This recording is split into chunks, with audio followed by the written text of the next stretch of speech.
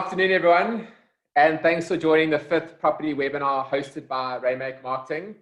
If you haven't been part of one of these sessions before, my name is Stefan Botha, and I'll be facilitating the discussion today with a really great panel that we have. And the primary objective is really to give you varied and honest insights from both a local and international perspective.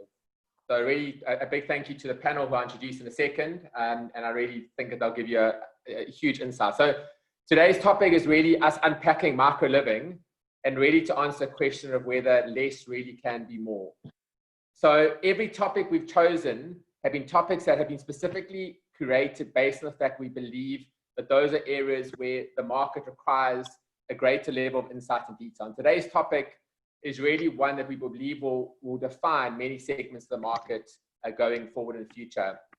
So just to provide a bit of context before we get into the introduction of the panel, so many of the discussions that we have with developers are geared around the topic of ticket price, which basically is the cost of a unit. And sometimes the only way to make a unit cheaper is to make it smaller. And the big skill for any developer or any seller is to really find that the ideal balance between livability and price per square meter in order to achieve the most optimal price that the market can afford, basically. So the big question really is, how small can one go?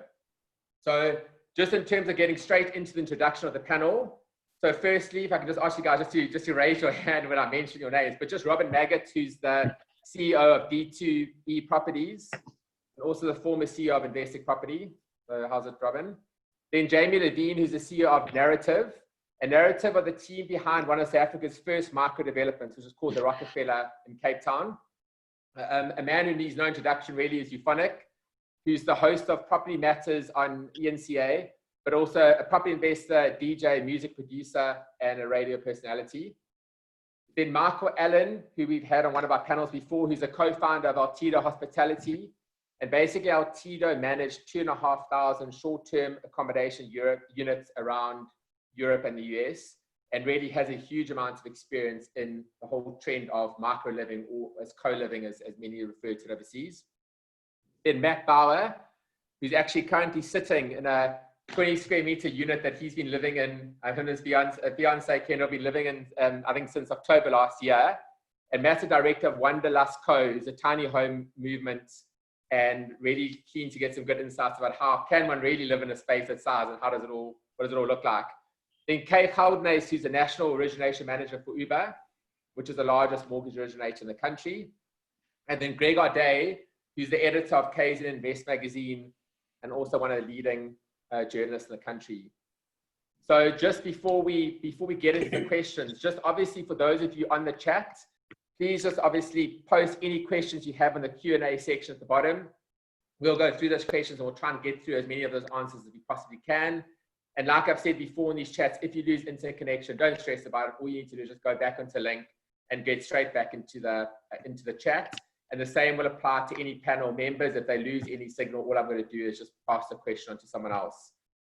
So I think for a bit of context, Robin, I'm going to start with you. So what is this trend of micro living really about? Well, firstly, Stefan, thank you for hosting us today. So for me, I think the trend of micro living can be explained more accurately along the lines of specific themes. Clearly, there are the obvious themes around affordability and the continued demand of people wanting to work closer to their places of work. However, I believe some of the major themes that are going to become prevalent are the sense of community and lifestyle, which will not only include a shared workspace, eating space, but more along the lines of entertainment, leisure, transport, to name a few. The community would be social, where you could participate in activities with like-minded neighbors around having meals, drinks, watching a movie, attending gym, yoga classes, whatever it may be that, flows your boat. I think that this community will want to belong to a similar type of products, whether it's your gym, your yoga class, and any kind of facilities that are offered where the community can join up as one. I like to use a term which I say I would like to have founded, but in truth I stole it. And that's kind of being at home on the road. And this is essentially aimed at millennials who will become mobile managers of their own lifestyle. Not necessarily work-life balance, but more work while you live and play. In order to offer this, you need to provide this generation with absolute flexibility They understand while their micro unit is small, it's going to provide them with practicality and comfort, and rather focus your offerings on their convenience, which ultimately, and where the world is going, is going to be app-based programs where at their fingertips they can order whatever they want, be it an Uber, be it their groceries, be it their laundry, be it to arrange the handyman. So they are going to live their life on app-based applications. And for me, those are the themes that I think are going to take over what micro living stands for. So we're obviously talking about a younger market, a 20-something market. Yeah, I think your age group is probably just on, you know, probably around the 23 to 35-year-old mark. It doesn't preclude people who don't fit that, but I think that's the kind of core focus of where it's going to be aimed. Okay. Yeah, and I think, obviously, I think that the interesting thing is that's going to be a defining measure within sectional title developments. But I think you'll probably see the trend of people downsizing in size to spread across so many different segments, whether it be retirement or various other aspects, in terms of people understanding they probably need less to live. So Euphonik, what's your thoughts on this whole trend of micro living? And do you think that it's going to have appeal? So, I mean, like I travel every year for 6 months. I stay in Europe, and I stay in a micro apartment for the summer. My only question with micro living is that, like, in South Africa, it's commonly known that Black South Africans are already micro living, and they've been micro living.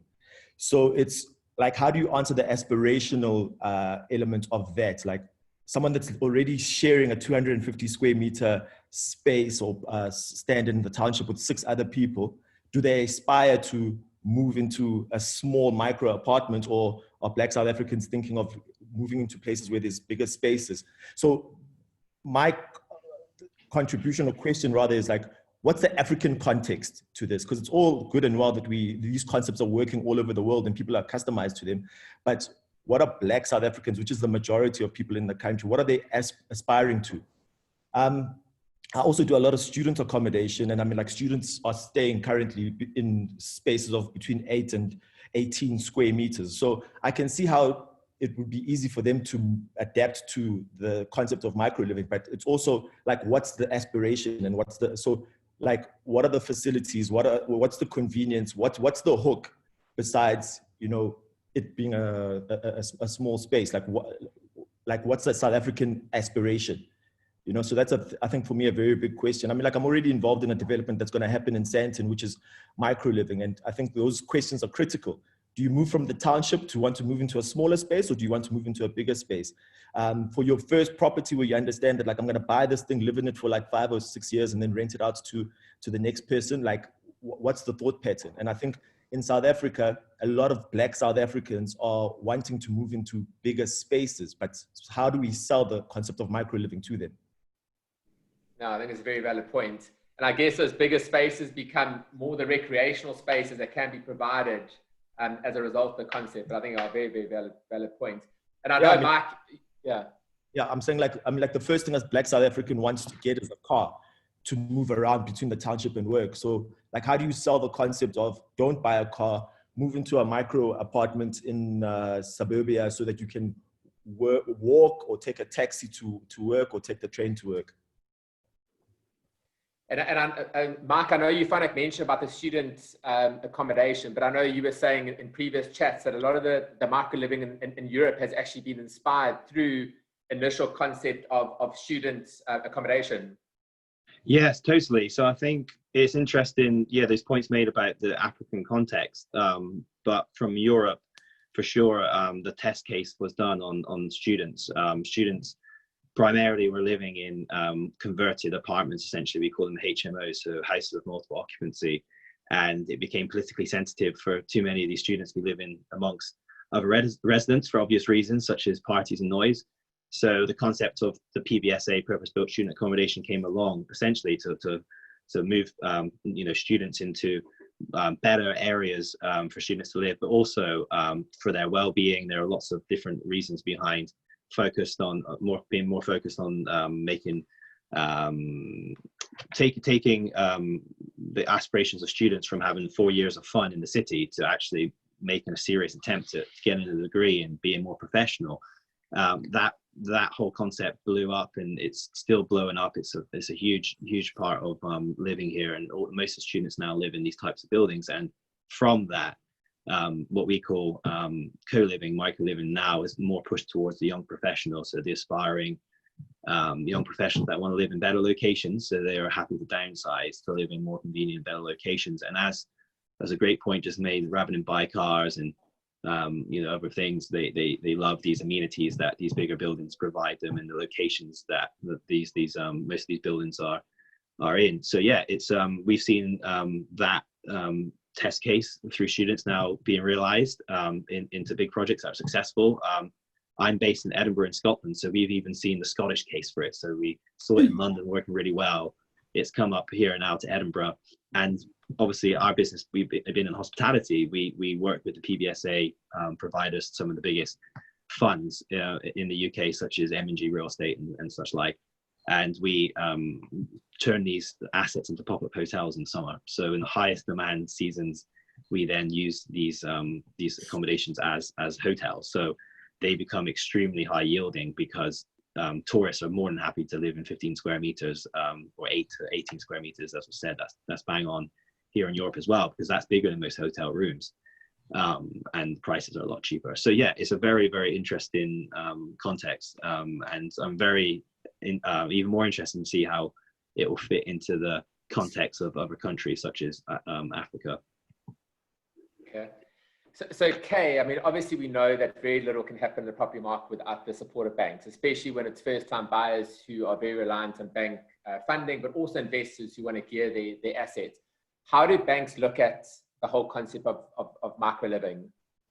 Yeah, Steph, our banks are very comfortable with lending, on these micro-lending units, and we see them lending up to 100% of the purchase price, which indicates that they're confident that there'll be a growing demand for micro-lending units. And particularly, the prices are affordable, which means that for the first-time home buyer, in the current environment where clearly first-time buyers are going to take advantage of the lower interest rates to get their foot onto the property ladder, buying a micro-lending unit to start off your journey through the property market, is, an absolute sustainable option.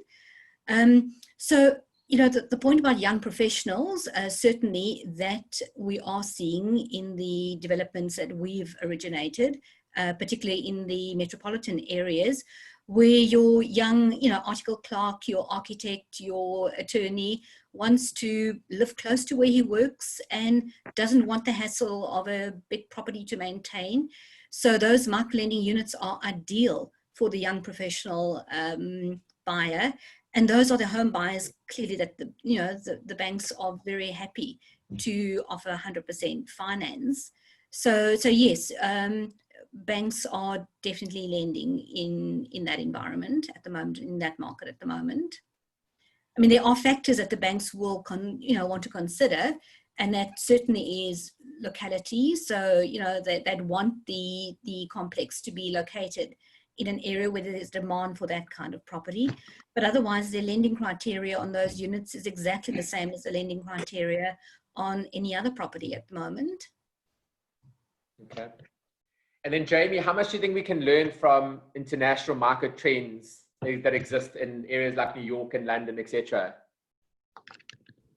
Look, I think you can always learn from people who have done it before you. I think there's a couple of things that we can learn to avoid that I've seen internationally, and that's kind of more in the way that some companies took too much of a WeWork-esque approach to scaling, and I think didn't put as much focus and attention on the product. And then I think when the music stopped and they couldn't raise any more money, then those businesses sort of fell apart.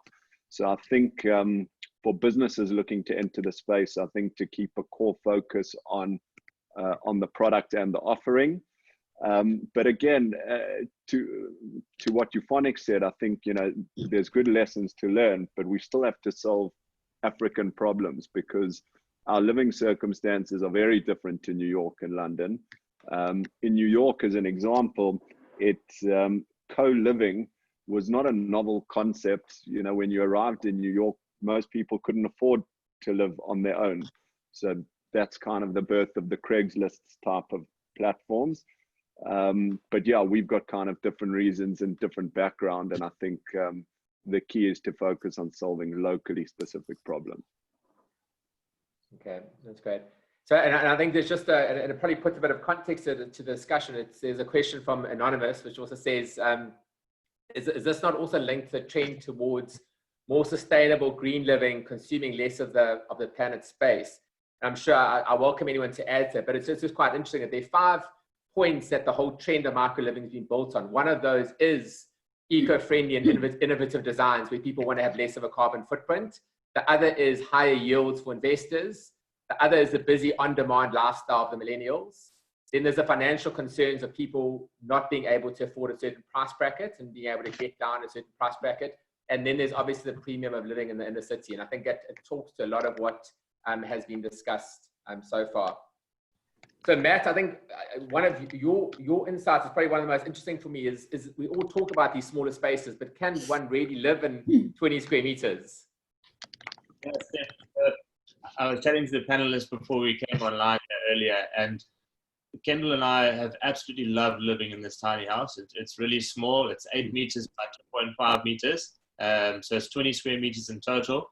But I promise you, we're not lacking anything inside here. It took a lot of time for us to go through all of our belongings and see what was necessary and what wasn't necessary. And truly was a learning lesson for us to see how much unnecessary or how many unnecessary items we had lying around, and how much wasted expenditure there'd been. Since moving into the tiny house, we realized that we've actually got far more storage than what we needed for all of our clothes.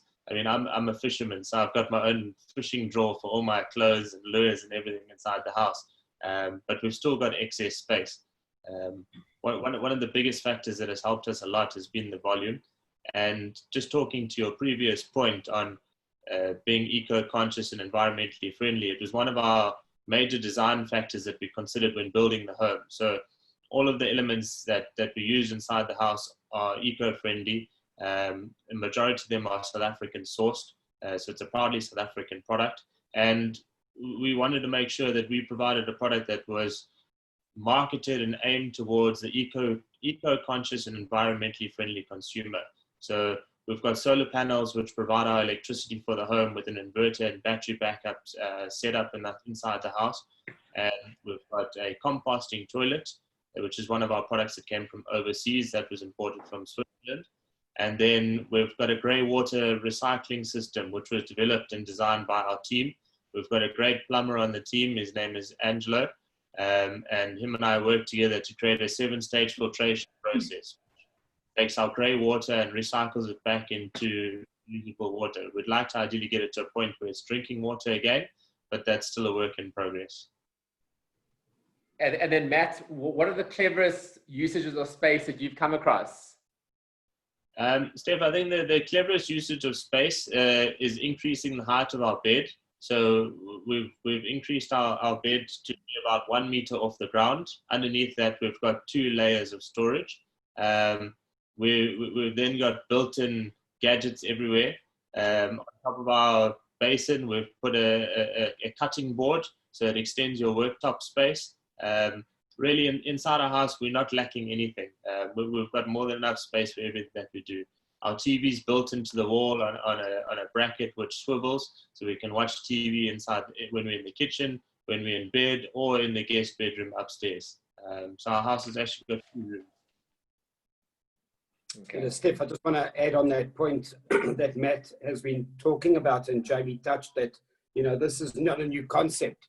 I remember, excuse me, being in Canary Wharf in roughly 2008, where an apartment was 15 to 18 square meters, and the bed came out of the wall. Then you would take the duvet off the bed, and then it would become a dining room. And after you finish with that, it would become an ironing board. So this is about being far more innovative, and not the traditional mechanism of just saying, well, we used to build 250 square meter apartments in South Africa, and let's just make them 1 bedrooms and you have a micro apartment. It's far more innovative in terms of what you had to recreate and offer, deliver a bunch of optionality. And so it brings me on to a good question here from Alex Euphonik, and just says, what are the aspiring local facilities, bars, restaurants, etc.? And Jamie, I'm going to direct that question to you. So just in terms of how does one need to differentiate the whole concept of micro apartments in terms of facilities and what they offer residents? Sure. So are you asking facilities relative to other developments or facilities in general? Yeah, I think what would one need to provide in these developments if one's going to create this sort of integrated community? Yeah, so I think ultimately the point of micro living is that you give up your sort of personal living space in exchange for access to on-demand facilities and amenities. So what that means is that you need close proximity to working opportunities and entertainment. I think within the building, things that are going to be important is definitely a health and wellness offering. So gym, yoga, Pilates, probably a bar and a restaurant. I mean, probably definitely a bar and a restaurant. Coffee. I think obviously transportation benefits are big. So if you're not really in the key district, having regular shuttle services in and out of the main commercial nodes, I think all of those things are going to play a part. And I think definitely over time, as the space evolves, I think more niche concepts might evolve. So you might have a co-living space that's aimed specifically at creatives, and the spaces are designed appropriately for that. And they've got a podcast room, and they've got a design studio, etc. And then there might be one aimed at founders, and it's sort of a slightly different offering. But obviously, the key is for people to have everything they need in one location. So another thing I think that needs to be taken into consideration, and like we're seeing this with the one that we're planning in Sandton, it's parking. What do you do at the parking? Do people give up cars in order to have the benefit of micro living? Would this in Joburg, for instance, like work in Midrand?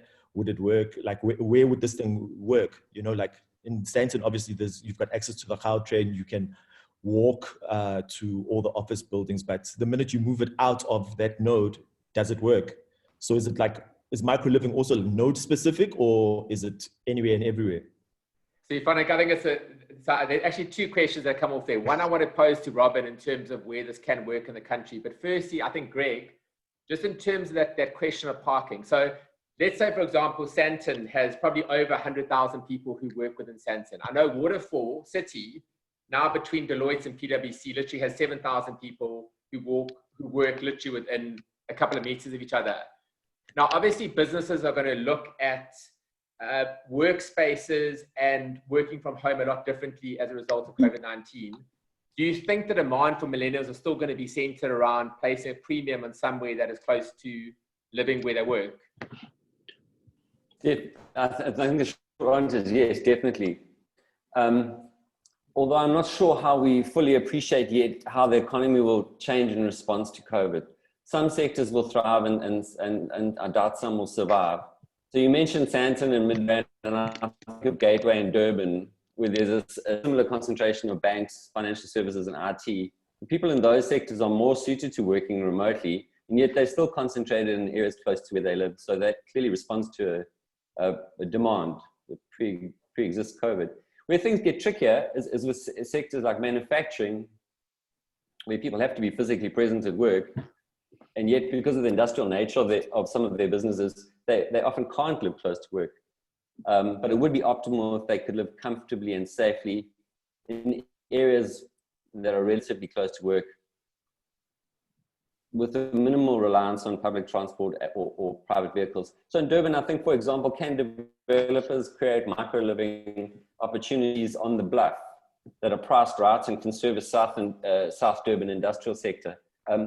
I think it's very area appropriate. The answer to that question is very area appropriate, I suppose. Yeah, okay. And then, so Robin, I'm going to just pass this question on to you. This is one from Chris Horn. It just talks about the fact that we've chatted a lot about European trends and first world countries, but this question really is are we ready for micro living within South Africa? And what areas could it work within South Africa? Look, I don't think this is a one-shoe-fits-all approach. I think obviously the panel has discussed how it makes sense from a micro-living point of view to have a lot of these type of developments around the places of work. But I think provided you stick on some definitive themes, which Jamie has alluded to in terms of your sense of community and what you're giving up, there are innovative ways. For instance, you could establish a car rental pool. Not everybody has to live on a train. Not everybody has to live under the place they work. So I think you've got to be innovative. And because we live in Africa and don't have the transport nodes of a New York, a Sydney, and London, you've got to come up with different ways of being innovative. So I think that, you know, the easy answer is yes, we would all love to be in the metropolitan areas, but sometimes land becomes unaffordable and you can't just roll out products in those places. And if you want to follow this concept, you need to be innovative in the offerings you provide and how you service your community. So in terms of, if you spoke specific areas within South Africa, what would jump to mind in terms of your most logical destinations for micro-living? Well, I think the obvious ones are Sandton, Waterfall, Rosebank, Cape Town CBD, Cornubia, Durban, Hatfield. Those type of locations are the obvious ones because they're the strongest business nodes. But, you know, like we've seen everything in property development, it gets full up and then we can't stop working and living. So we need to create new places to find development. So I think as these areas evolve, we will have to evolve our projects. Okay. Greg, you're obviously a very passionate Durban boy. Do you think KZN is ready for this? And do you think there are areas within Durban that it can work? Yeah, for sure. It's already working in Umhlanga, in Sibaya, in parts of the inner city, and in some informal settlements. I visited tiny homes in all of those areas, and they serve a diverse market. The one thing that they have in common is the word that Robin's repeated, it's innovative. People are really imaginative. I think the best models for micro-living are actually informal settlements. In Catermanor, for example, and it's not always people's first choice, but people are build a sturdy, comfortable 3x3 structure for 3,500 in a weekend. And they're incredibly house proud, and those are, you know, robust structures. And you know, you contrast that with a lot of entry level state houses, and you realize how imaginative people are, and how they can respond, or how they respond to these sorts of challenges. So I think we are ready. Okay. And then I just want to ask you one question about parking. So I think every developer who's either sitting here on this panel or on the chat knows that parking is always contentious. It's very expensive to build generally, especially when you're going to basements. And it generally adds a cost onto the purchase price for the buyer naturally. So the question is, if you can live within an area that's close to where you work, where you socialize, where you gym, et cetera, do you think there's going to be this trend that's going to emerge where people are going to do the sums of utilizing Uber, utilizing public transport like the Gautrain, for example, and comparing that to the actual cost of owning a car? Maybe start realizing that maybe they don't actually need a car. Do you think we're there yet? Do you think it's going to happen? I think we're getting there, but something that Euphonik said is resonates with me. So I think generally we all agree that it's not a complete, it's often a huge waste of money and space. But it's horses for courses. So in downtown Durban, the market for parking isn't what it is in Umhlanga. And the need for parking diminishes where public transport is viable and desirable. And that was a pre-COVID argument, but now I'm not sure, because we can't have the same concentration of people using public transport safely. So I don't know how that's going to play out. But going forward, I think it really is horses for courses, an appropriate response to densification, but we have a big country population. So Uber and public transport will hack it for some, and for some of the time, but not for all of the people all of the time. Yeah, because you're also fighting with the aspiration of someone who's grown up wanting to move out of this tiny space into a bigger space and to have a car, etc., etc. You know, I know that some of the logic that even people like myself as Black South Africans, that nobody really sees the house that I live in. So my clothes and my car matter more than the place where I stay. which if you look at it, it is also almost like a good advantage towards micro living, because then like I can substitute having a small place instead of having a bigger place that will cost me more to maintain, and rather use that money into like what I look like publicly. So it's about changing the whole perception and aspirations of the majority of the country, you know. So like that for me is like, I think one of the biggest challenges. I would just respond there if I can, Steph. Euphonik, I saw a stat and it really bears interrogation. But Westbank put out a report last year, and they said that the average spend of motorists in South Africa was 7.5 a month. That includes the car repayment and fuel and insurance, and I wonder how that compares with the average bond repayment. So like, I think the benefits of micro living is that it makes it an easier access for someone with limited funds. So like, obviously the smaller the place, the cheaper it is, because the biggest problem is accessibility into getting a home loan, into getting a house, into buying a house, and the funds to buy a house. So if the houses are cheaper and it's more accessible, then I think people will change their mindset and rather get the house first and then the car. Because you must remember, like, it takes you 2 hours to get approval for a car and a month almost to get approval for a car. You find it clearly your social circle is not using Uber, the bond origination company, to get their finance.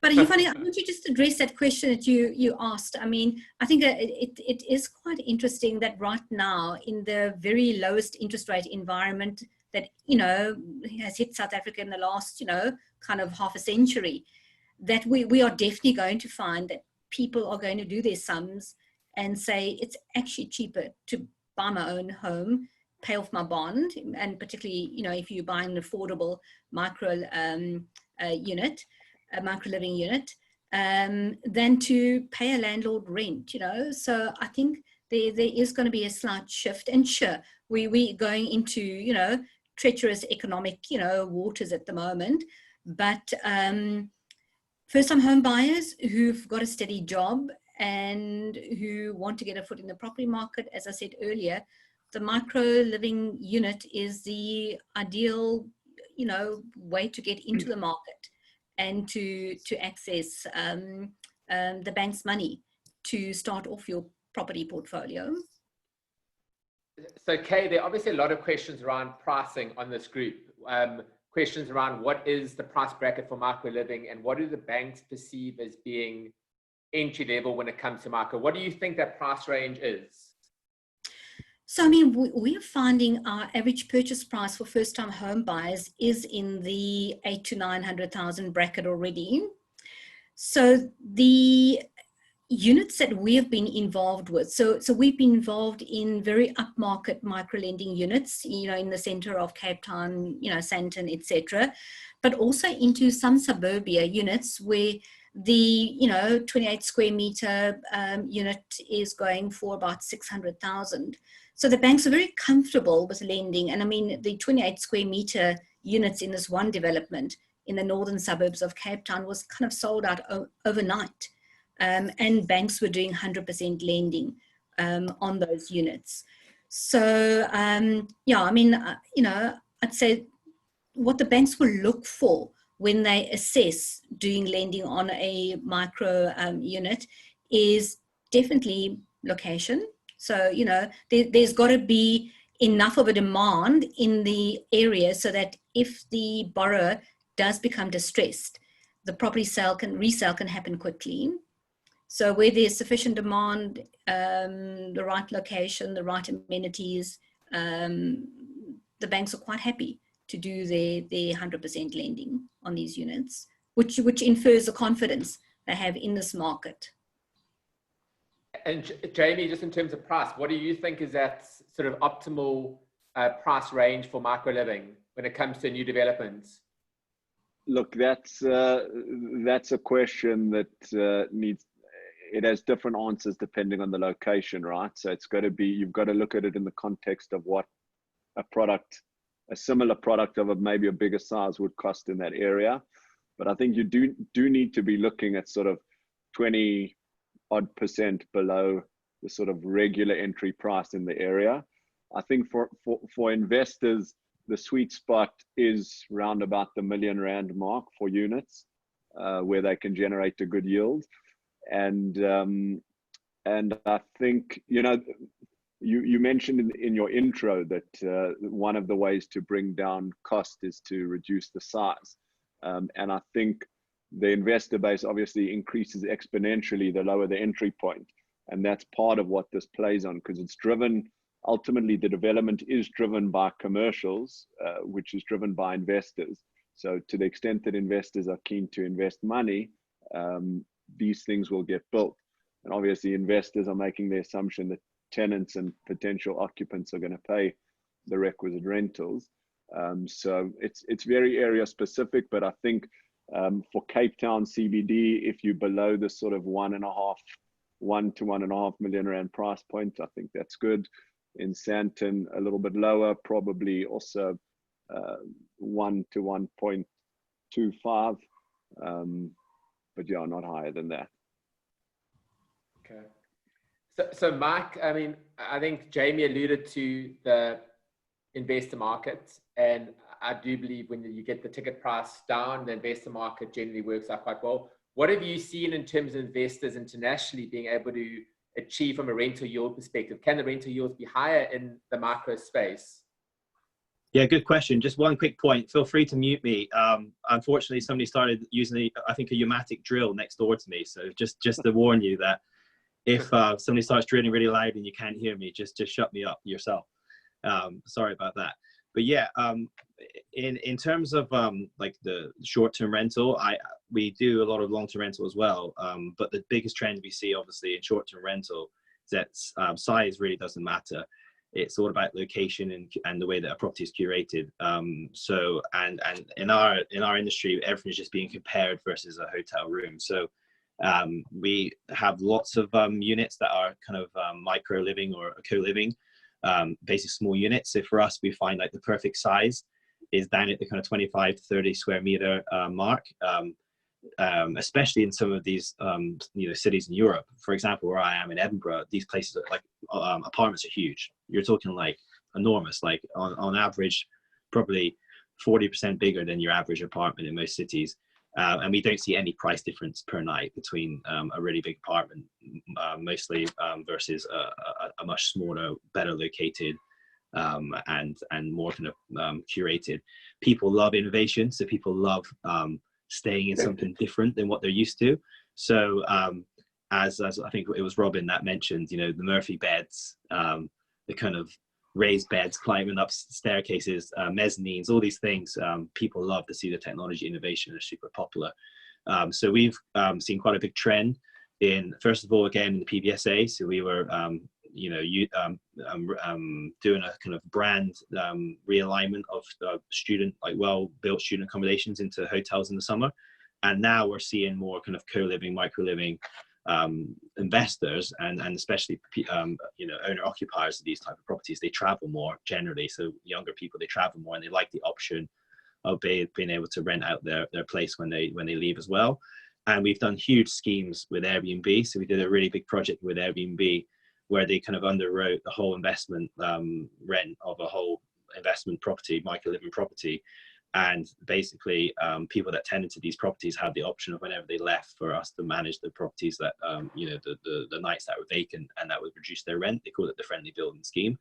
So there's huge innovation, and I think on average yields, are definitely higher. So our normal kind of yields are on long-term rental kind of 4, 5, 6%, short-term rental kind of 8 to 15%, and then we've seen some kind of 20%, 15 to 20% yield levels, and sometimes even higher on these kind of smaller curated units. And I think the same trends will start to follow throughout the world, and especially post-COVID. I think these types of kind of units will become even more popular, given the fact that I think hotels will suffer more and more with their legacy and the way that their properties are built. So her virtual hotels, yeah, sure, Robin. Sorry, I just wanted to touch on the point on the pricing. And, I think almost South Africa needs to go through somewhat of a metamorphosis and a re-education You know, for too many years, we've lived in the world of rate per square meter. But if you truly want to embrace micro living, we need to re-educate the market as well, because I think developers are going to be required to spend a lot of money on the facilities and the services we spoke about.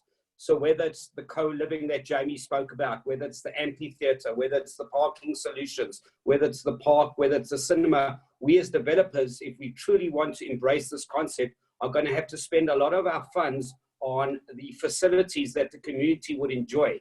And we need to educate that you're not just buying a unit as a rate per square meter.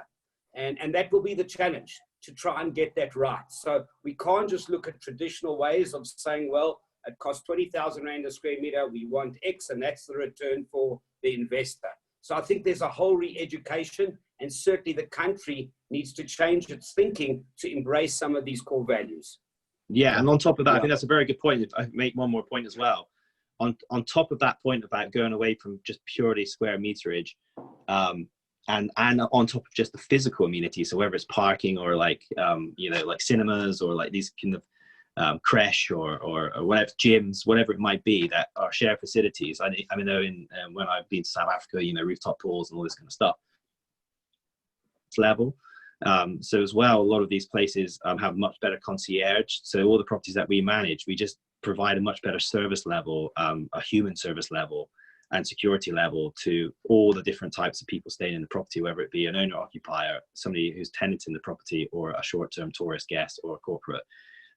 So that's another thing as well that you can achieve in these types of properties, which you have to add into the value. And I think when people go to view these properties physically to buy or to rent, or when they stay in these properties for whether it's a few nights or for a week or a month, they start to realize that that's a really important part and why they come back to those types of properties. So I think it is a really good point.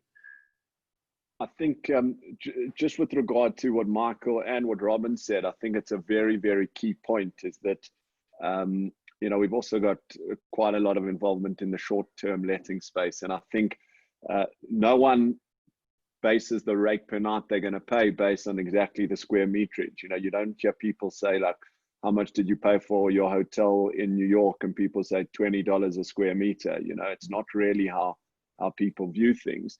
And the reason probably is because, you know, you're there for a short time and you're not planning to spend that much time in your hotel room necessarily.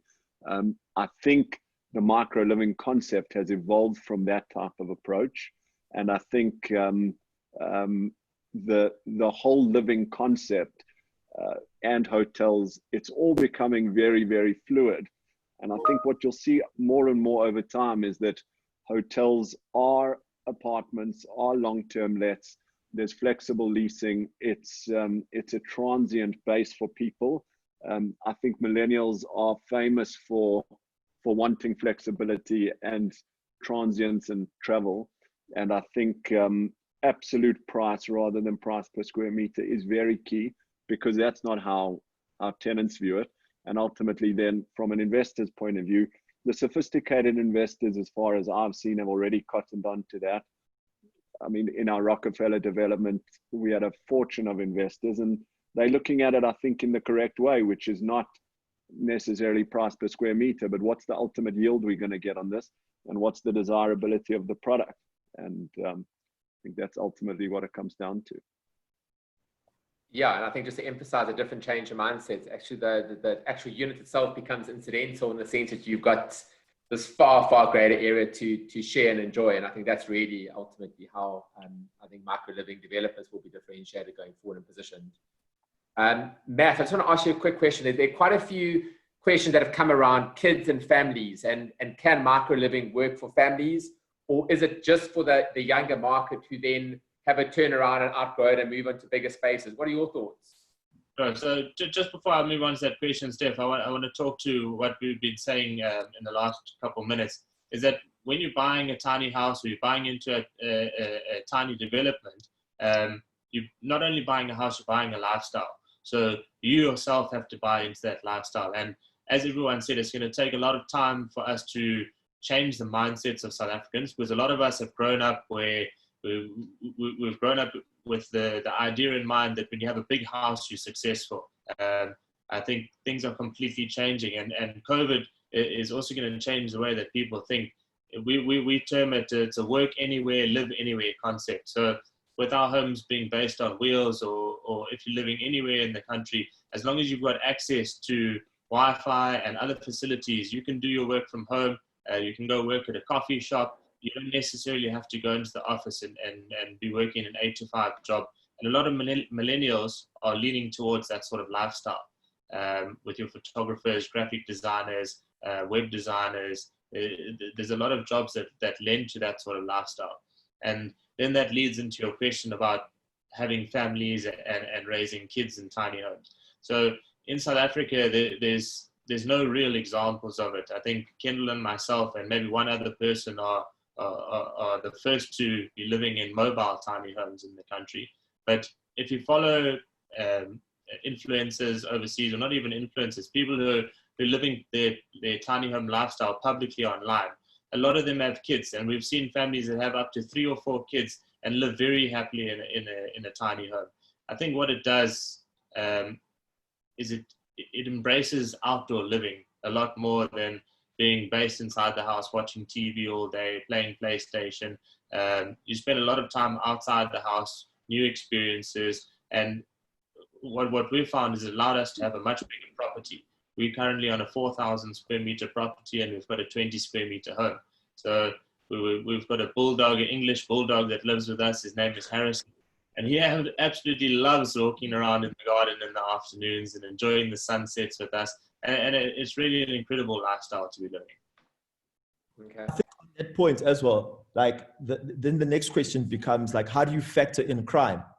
Because like you're saying, if your unit is so small that you have to spend a lot of time outside, I mean, like if you're gonna unit live in Sandton CBD, for instance, the chances of you being mugged, robbed on your walk from where you stay to Sandton City on your way to work, I mean, like they're robbing people outside the office parks as it is. So it's like, what for that particular node, what do you do for the safety and security? So it just doesn't just become about what happens in your 4 walls and the amenities within the building. It's also like the area around it that needs to be taken into consideration. Robin, I don't, yeah, it's Matt, yeah? That was one of our biggest considerations. Euphonik was building a tiny home community in South Africa. We do have a high prevalence of crime in our country, unfortunately. But what we had an idea on a concept, and we still have the vision to do it, is to create tiny home communities around the country where it allows a safe place for people to come and park their tiny homes and create a lifestyle for themselves. And in 6 months' time or 12 months' time, when they want to move, it's just a matter of hitching up and moving to another facility around the country. All of our homes can be fitted with safety measures. We've got an alarm system. It's controlled off your iPhone. You can log in. We've got keyless entry system on the doors. So it really lends itself well to short-term rentals as well. And it's the case with all micro homes, is that if you put a keyless entry system onto your door, you can WhatsApp a code to somebody that's renting out your house for a holiday letting, and then once that person's out, you just change the code again on your phone. So that's just a few of the measures we've taken to safeguard ourselves on a safety aspect. Yeah, because I mean, like the reality is that like a lot of South Africans are disadvantaged, you know, so it's just an added cost, it's an added expense. So like, what do we do to assist those underprivileged and disadvantaged South Africans like accept this concept or love it? You know, like it's a big thing to think about. And I think I'm not going to say I'm currently disadvantaged, but I do know what it's like to live in the township. I've lived in the townships, and I know that like the small spaces that we live in, I'm definitely trying to get out of it. You know, so like I don't want to overly complicate my life even more by moving into a smaller space that has more complications than where I was back home. Yeah, Euphonik, I think the crime and the security is obviously a very, very key issue for South Africa, and I think that is going to be one of the driving trends as far as I'm concerned, because ultimately what's going to happen is you do create a secure environment where people can socialize, interact, have a drink, watch a movie, etc. in quite a secure, confined environment. Now, and I think that's a different motive for South Africans relative to New York and London and Chicago and whatnot. But I think that security is going to actually be one of the driving factors. Yeah. Euphonik, just to ask you a question. There's been a lot of questions here on the chat about what you would look for, what you believe is a good price point, etc. So obviously you mentioned how you host Property Matters on ENCA. You've got a long track record in terms of investment. If we're looking in many cases here at a younger 20-something market, guys entering the market, what do you wish more younger South Africans knew about property investments or should know about investing? To answer that question, I think, like what Robin was saying, I think developers and people that are involved in the property market and the space need to really spend a lot of time, effort, and energy and money educating the previously disadvantaged about how to get into property. I think if it starts there, a lot of the answers will answer themselves and people will know better, because when you know better, you do better. Understanding how to structure your personal finances in order to be able to get a bond or be able to qualify for a property is very important. Understanding all the things to look out for when considering to buy a home, where, when, how, all of those things is very important. And I think it would add a great deal to the entire South African property market if investors and the people on the other side, the people that the average man was buying from, took a lot of time and effort and energy to educate those people the right way, because then the property market in South Africa grows. And I mean, everyone knows this discussion that you wish you learned how to apply for a mortgage when you were still in high school. I think that's very, very important. I mean, also right now, there's something that we're looking heavily into at Baldwin, which is FLISP. So how does the company help someone who wants to buy their first home buy their first home? Because if you think about it, it doesn't really affect the company whether the end user uses flips or not, but it's to our benefit to help those people get into their first home right. So if you get into your first home right, it makes it easier for you to buy 2, 3, and 4. Whereas what you find is that a lot of South Africans aren't getting into their first home right. And that's the biggest problem. Then you get turned off by, you don't even want to think about buying the second house because either the bank gave you a high interest rate and you didn't know that you could negotiate, or the terms just weren't favorable. So the South African context is really how do you focus on the people who are the largest markets, and how do you educate them, and how do you give them the tools and the skills to be able to buy just their first home right, just educate them on how to buy their first home right. Because I'm telling you now, someone goes from the township to varsity, if they can get into varsity, right? You're staying in an unfavorable environment. You left an unfavorable environment into a student thing that's also unfavorable. What's the first thing you're going to do when you leave? You're going to do whatever's going to make you feel good about yourself, and your money is going to clothes and cars. I'm not saying that's largely what happens, but the majority, that's what they do. And then also you're talking about micro living, but Black South Africans have really big families. So and they have black tax as a line item in their expenses. So there's a lot of things to consider.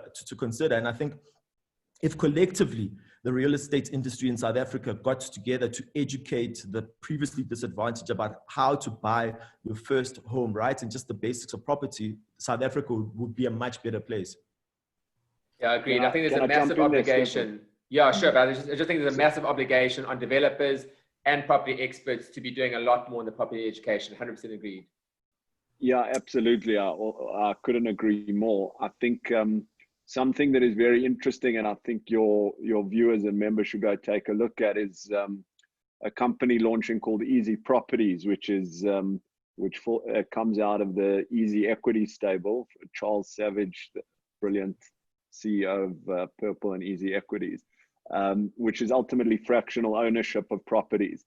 So that people are able to sort of get on that ladder and educate themselves very slowly and very gently before they have to take out, let's say, R1 million bond.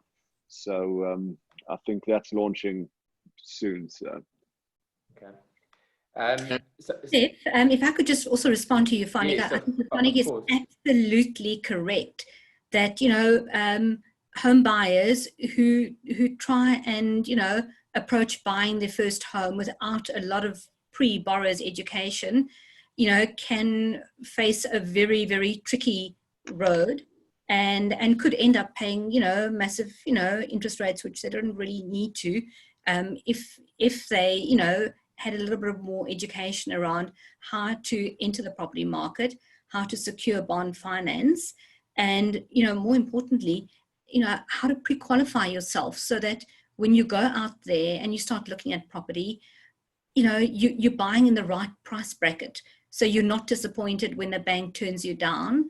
And, most of the bond originators do offer a pre-qualification service to home buyers, re-educating real estate as well. Right now, no real estate agent should be taking a unqualified buyer to any property. But there is a lot of work that the whole industry has to do, particularly with the previously disadvantaged, and Euphonik, you spoke about FLIS, so I wonder how many South Africans know that they could actually qualify for a free subsidy, which can be a deposit on your first home, or it could pay for your costs, so I think we have a responsibility as an industry to really get to the heart of the first-time home buyer, and particularly the disadvantaged, and really, change the experience of buying the first home. So good point that you made there, definitely. Obviously a lot links to everything we're talking about, links to interest rates. And I don't want to finish the session without really just getting your insight into interest rates. Obviously, we know we've had 4 interest rate cuts, lowest interest rate we've had in 50 years, massive impact in terms of buyers entering the market, low monthly costs. What is your forecast? Are we going to see more interest rate cuts between now and the end of the year? And how long can we expect to see these low interest rates fall? Yes, good question. So right now, with the contraction of the economy and the fact that, inflation is definitely going to, be under the target inflation rate, the Reserve Bank has no choice but to keep the interest rates as low as possible for as long as possible. And we're definitely factoring in another 50 basis points rate cut before the end of the year. So that would mean that we would have had a 325 basis points, cut in rates since the beginning of the year. Unprecedented, rate cuts. So definitely we don't see the rates going up next year. We see the rates remaining fairly stable at, after we've had the next 2 rate cuts.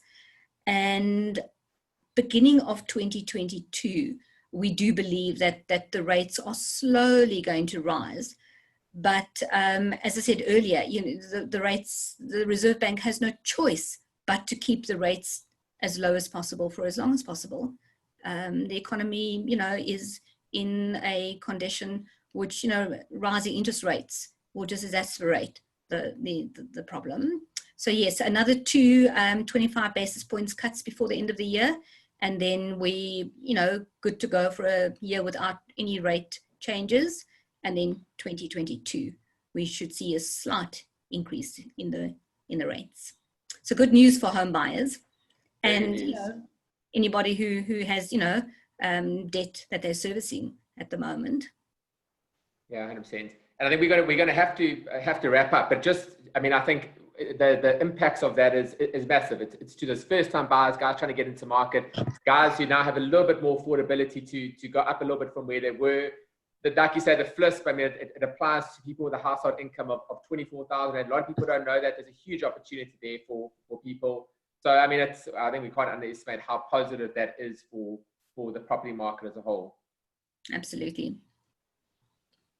Okay, so everyone, I think we've had a huge number of questions. We've tried to get to quite a few. There are a number that unfortunately we haven't had a chance to get through. But what we're going to do is we're going to be, like we've done before, we're going to be sending a mailer out to every single person who's registered for this chat. And we are going to link that back to a recording of this in the blog, which gives you the ability to be able to relook at this. We're also going to share the information of the different businesses. So if you want to know more, I know that was a question that was asked by Andrew Griffiths. And we'll also just try and get through any unanswered questions. There were quite a number here, which obviously I think this is the kind of topic that needs a couple of different topics to be able to really address. But I think just in summary, I think if we talk about a trend, like I said, we talk about the ability for people to compromise in space in exchange for the ability to be closer to where they work, for example, and to have a lower ticket price. It's not going to work for everyone, but it certainly is a different level of a different mindset that we really believe is going to define certain aspects of the property markets. So I think just for the panel, for everyone, I don't know if there's any last thoughts that anyone wants to share.